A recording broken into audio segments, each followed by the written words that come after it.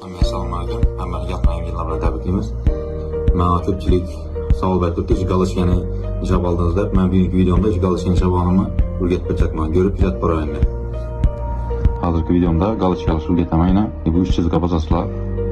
Keyin center accountga kirasizlar. Center accountni imlattirasizlar, eng pastida yana chiqadi. Galishgalar undan so'ng bosasizlar.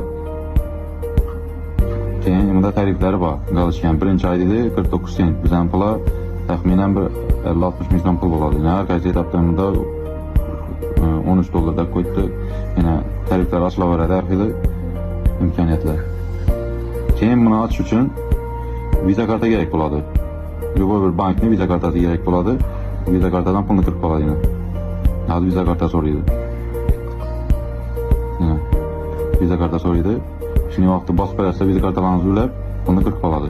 Keyingi videoda navlara qiziq bo'lsa, oyna sohasida, keyin Instagram sohasida nav qiziq bo'lsa, kommentariya yozib, like bosib boringlar, o'rgatib, ko'rsatib boramiz.